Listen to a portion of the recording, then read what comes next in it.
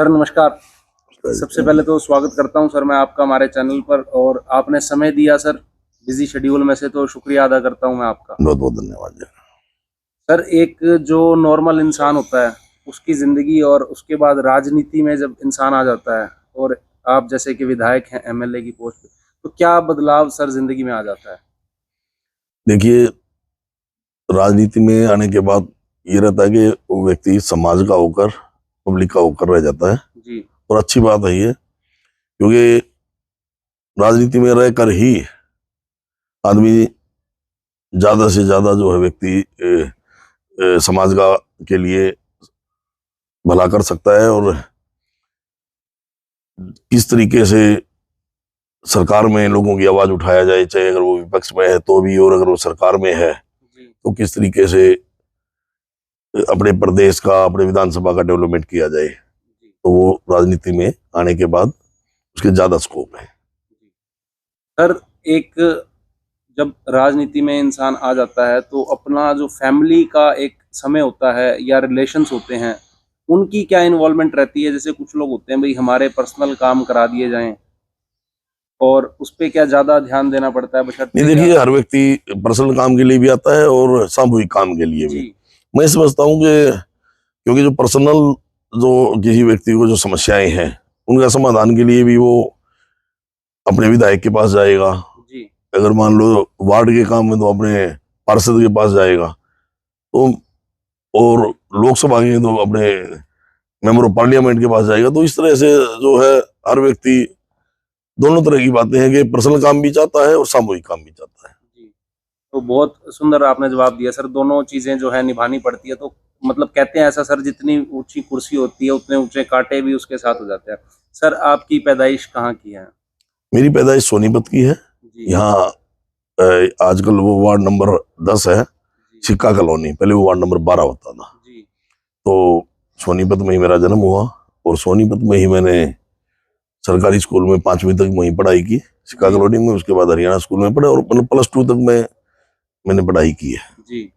तो सर ये राजनीति में आने का कैसे सफर एक शुरू हुआ? क्या बचपन में ऐसा था कि मैंने इस तरह से जाना है, या कोई आया मन में विचार नहीं, मुझे लेके? पढ़ाई छोड़ते ही मैं अपने बिजनेस में लग गया था। जी लेकिन हमारे वार्ड के लोगों ने कहा कि आप पार्षद का चुनाव लड़ो। मैंने पार्षद का चुनाव लड़ा और मैं पार्षद बना और बहुत अधिक वोटों से जीता। जी और जो जिस तरह से जो जिम्मेवारियां होती है एक पार्षद की, वो मैंने निभाई। जी और उसके बाद 2014 में इंडियन नेशनल लोक दल ने मुझे सोनीपत विधानसभा से टिकट दिया, जी और मैं करीब करीब 30,000 वोट लेकर मैं असफल रहा। जी लेकिन वो असफलता नहीं, मैं ये समझता हूँ कि हार नहीं, वो जीत थी। क्योंकि लोगों ने, सोनीपत के लोगों ने बहुत बड़ा आशीर्वाद दिया मुझे। जी वो कम वोट नहीं थी, और उसके बाद भी मैं लगातार लोगों के बीच में बना रहा और समाज की सेवा में लगा रहा। जी। सर एक चीज कुछ लोग कहते हैं अक्सर कि भाई नेता किसी के नहीं होते, और एक पार्टी का इंटरचेंज भी आपका जो है राजनीतिक सफर में हुआ है, तो उसके क्या कारण थे क्योंकि सर? 2019 में वहां तक आते आते आपने देखा होगा कि इंडियन नेशनल लोक दल का